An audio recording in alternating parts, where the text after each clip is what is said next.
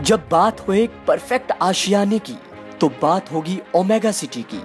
खरड़ Ludhiana highway पे शानदार gated society, जहां है 1 BHK से लेकर 3 BHK तक के फ्लैट्स, जहां है 24 घंटे फ्रेश वाटर सप्लाई, वो भी वर्ल्ड के पहले फ्रेश वाटर ट्रीटमेंट सिस्टम के साथ, 24 घंटे विदाउट कट इलेक्ट्रिसिटी, जबरदस्त सिक्योरिटी सिस्टम, आपकी हर जरूरत के लिए सोसाइटी में ही internal market, walking distance from civil hospital Kharar and 2-minute drive from Chandigarh university. Hundreds of family happily living.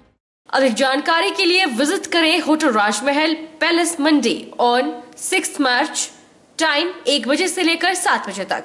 ज्यादा जानकारी के लिए डायल करें 8556019806। फतेहपुर ब्लॉक कांग्रेस की अहम बैठक शिवा रिजॉर्ट फतेहपुर में आयोजित हुई, जिसमें पार्टी के समस्त पदाधिकारियों ने बढ़ चढ़कर हिस्सा लिया और कार्यकर्ताओं ने भवानी पठानिया के समर्थन में जिंदाबाद के नारे लगाए। मंच पर प्रवक्ताओं ने भवानी के लिए हाईकमान से टिकट की मांग की और कहा कि फतेहपुर में जो विकास हुआ है उसको स्वर्गीय सुजान सिंह पठानिया ने करवाया है। कुछ ही उनके सुझाव, उनका मार्गदर्शन हमेशा हम लोगों के साथ रहा और उनके आदेशों का हमने हमेशा पालन भी किया। लेकिन आज उनके जाने से जो एक खाली स्थान पैदा हुआ है, ये कभी भरा नहीं जा सकता। पठानिया जी जैसी ना एक शख्सियत थी और ना ही होगी। निश्चित तौर पर वो मेरा आप सबका एक हौसला थे, पर अब नहीं है। एक राजनीतिक परिदृश्य बदला है। आपके उनके जाने से एक जंग सामने दिख रही है लड़ने को, और उस जंग में मुझे आप सबका साथ चाहिए। ये भी मेरा संबोधन है यार, जरा सा पहले मेरे को लगा करना मेरे सामने बड़ा जरूरी है कि आप जान लो कि जरा बंदा सामने हो गया जिंदगी आज तक नहीं हुई थी। क्या करता उस मतलब पिछले अपने 40 साल रखे उसने उठाए कि अगली दिन तो उसका बेटा तो ये लगेगा पता कि कोई वाक्य जो टिकट आया ही ये थोड़ा ही है। 1974 में मेरा जन्म हुआ धर्मशाला। अगले 3.5 साल में रहेगा क्या कॉलेज में बॉम्बे रहा, कॉलेज स्टूडेंट रहा, पर दिल करे जड़ी सारी बोली जड़ा है क्या चाहे हम जाएगी क्या। सिविल अस्पताल लड़भड़ोल को पिछले दिनों प्राथमिक स्वास्थ्य केंद्र से सिविल अस्पताल का दर्जा तो दे दिया गया, परंतु सुरक्षा के नाम पर सुविधाएं ना के बराबर है। सिविल अस्पताल लड़भड़ोल में कार्यरत डॉक्टर रोहित चौहान ने बताया कि वे यहां पर 2 सालों से ड्यूटी पर हैं। पहले यहाँ पर डॉक्टर ही नहीं थे, अब डॉक्टरों की कमी को पूरा किया गया है, परंतु अब सपोर्टिंग स्टाफ नहीं है। डॉक्टर रोहित चौहान ने बताया कि 9:30 बजे से लेकर 4 बजे तक अस्पताल का कार्य सही रूप से चलता है। इस समय तक सारा स्टाफ अस्पताल में होता है, परंतु इसके बाद 4 बजे से 6 बजे तक पूरा अस्पताल सुनसान होता है। इसमें सिर्फ एक ही डॉक्टर होता है। डॉक्टर खुद अकेले ही मरीज को हैंडल करता है। कई बार अस्पताल में महिला डॉक्टर भी अकेली होती है तो बहुत परेशानियों का सामना करना पड़ता है। उन्होंने सरकार और प्रशासन से मांग की कि अस्पताल में सिक्योरिटी और CCTV कैमरे की व्यवस्था की जाए। अस्पताल में कार्यरत डॉक्टर मनीषा ने बताया कि पिछले कल रात को वह अस्पताल में अकेली ड्यूटी पर तैनात थी। कुछ शरारती तत्व शराब पीकर आए और अस्पताल में हंगामा करने लगे, जिसकी पुलिस कार्यवाही जारी है। अस्पताल में कार्यरत सभी डॉक्टरों का कहना है कि जब तक अस्पताल में सिक्योरिटी का प्रावधान नहीं हो जाता है, वे शाम 4 बजे तक ही ड्यूटी करेंगे। सिक्योरिटी नहीं होने के कारण किसी के साथ भी कोई अनहोनी हो सकती है। 4 बजे के बाद सिर्फ जो जेन्युइन पेशेंट होते हैं वो बहुत कम आते हैं। जो 4 बजे के बाद जो लोग आएंगे वो हमेशा शराब पी के आएंगे, आपको यहाँ पे डराएंगे, धमकाएंगे, और हम अकेले होते हैं तो हम ज्यादा बोल भी नहीं पाते। और मुझे भी इसमें काफी ज्यादा दिक्कतें आती हैं। लेकिन जो हमारे फीमेल स्टाफ हैं यहाँ बाकी, उनको भी बहुत परेशानी होती है। रात को जब भी कोई पेशेंट आता है, जैसे मैंने अभी बताया कि हमेशा जो पेशेंट आते हैं ज्यादातर लोग ड्रंक के ही होते हैं, ज्यादातर केसेस। और वो आते ही यहाँ पे डराने धमकाने लग पड़ते हैं और हमारे पास उनके लड़ने के अलावा हमारे पास और कोई चारा नहीं रहता। फिर हम चाहते हैं कि यहाँ पे जब नाइट ड्यूटी के लिए एक होम गार्ड की यहाँ पे पोस्ट किया जाए, ताकि हम भी यहाँ पे सेफ महसूस कर सकें और यहाँ पे जो आने वाले मरीज हैं उनको भी सेफ महसूस हो। हिमाचल प्रदेश के विश्व विख्यात शक्तिपीठ श्री नैना देवी में रविवार को भारी संख्या में श्रद्धालुओं ने माता के दर्शन किए।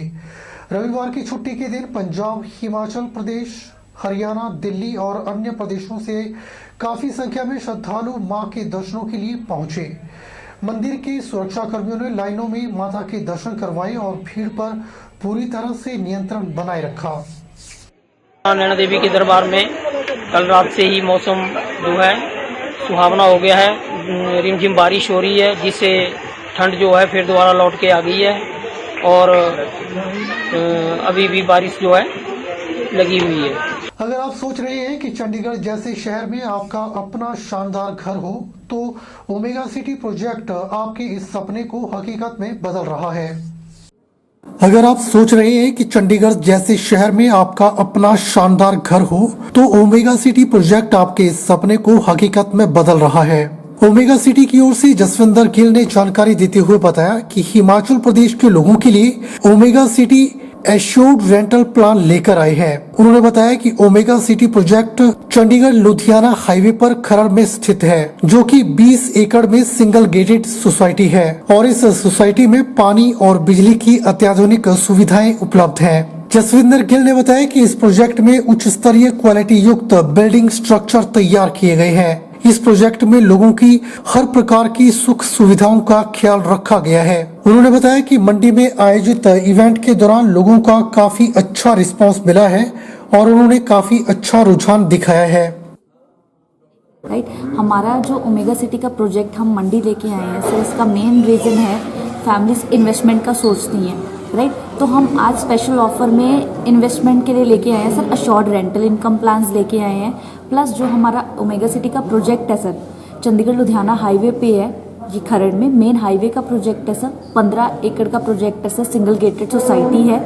राइट, एंड हमारे पास सर जो वाटर सिस्टम है, इलेक्ट्रिसिटी सिस्टम है, वो टोटली मतलब किसी और के पास नहीं है। यूनिक जो हमारे फीचर्स हैं वो है, पेटेंट करवाया हुआ हमने वाटर सिस्टम है सर, कंक्रीट टैंक्स बने हुए हैं। प्लस हमारे पास हॉटलाइन है सर इलेक्ट्रिसिटी की।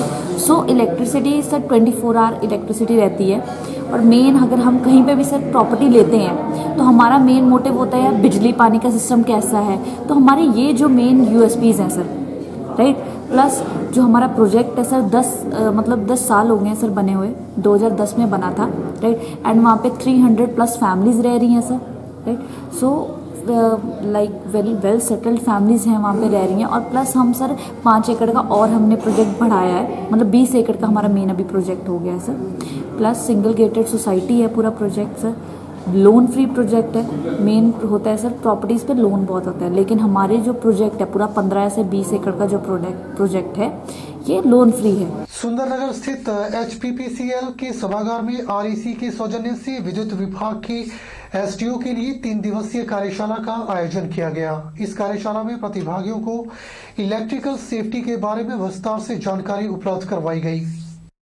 3 दिवसीय कार्यशाला में विद्युत विभाग के इंजीनियरों को REC की ओर से इंजीनियर AP गांगुली और इंजीनियर ML गुप्ता ने इलेक्ट्रिकल सेफ्टी के बारे में विस्तार से जानकारी उपलब्ध करवाई।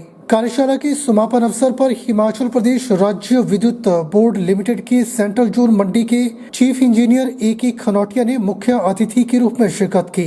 इस अवसर पर उन्होंने अपने संबोधन में कहा कि कार्यशाला में प्राप्त अनुभवों को अपने अधीनस्थ कर्मचारियों के साथ साझा करें, ताकि विभाग की कार्यप्रणाली में सुधार हो सके। आप इसको जो कम से कम लाइनमैन या जो नए टीममेट आ रहे हैं उनको आप जाकर के इकट्ठे करो भाई, आप भी उनकी ट्रेनिंग कर सकते हैं। आपके सेक्शन में सब डिवीजन में जो 4-5 आए होंगे उनको इकट्ठे करो और उनको थोड़ा बनाओ। और ये अर्थिंग भर रहे हैं अभी, हैं ऐसे भरनी, इतना खड्डा होना चाहिए, ऐसा होना चाहिए, ऐसा होना चाहिए, ऐसा होना चाहिए। GI में ज्वाइंट नहीं भाई लगाना कभी भी नहीं।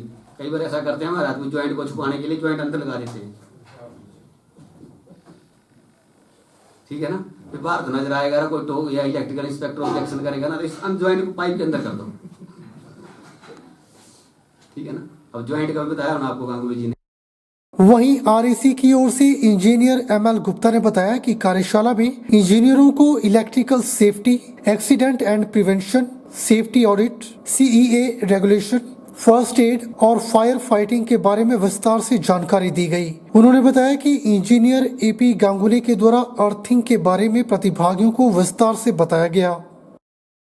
इंजीनियर एपी गांगुली जी ये भी हमारे साथ आए हुए हैं और बहुत अच्छे तरीके से हमने इस कार्यशाला को आयोजित किया और उसके साथ साथ जो इसका जो टॉपिक है वो इलेक्ट्रिकल सेफ्टी का है फॉर इंजीनियर्स। तो इसमें इलेक्ट्रिकल सेफ्टी से संबंधित जैसे इलेक्ट्रिकल सेफ्टी व एक्सीडेंट एंड प्रिवेंशन और सेफ्टी ऑडिट और जो है सीईए रेगुलेशंस व फर्स्ट एड और जो है फायर फाइटिंग के बारे में विस्तार से जो है बताया गया। तो जो अर्थिंग का जो सब्जेक्ट होता है उसमें मेरे सहयोगी गांगुली जी ने बहुत अच्छे तरीके से एईज एडब्ल्यूज को समझाया कि अर्थिंग जो है किस तरीके से की जाती है, इससे बचाव हमारा कैसे हो सकता है। तो हमें उम्मीद है कि ये जो एईज एडब्ल्यूज जिन्होंने इस प्रोग्राम को जो अटेंड किया आगे जो है फील्ड में इसका फायदा देंगे। आज के इस अंक में फिलहाल इतना ही। मुझे दीजिए इजाजत और आप बने रहिए HP 24/7 के साथ। नमस्कार।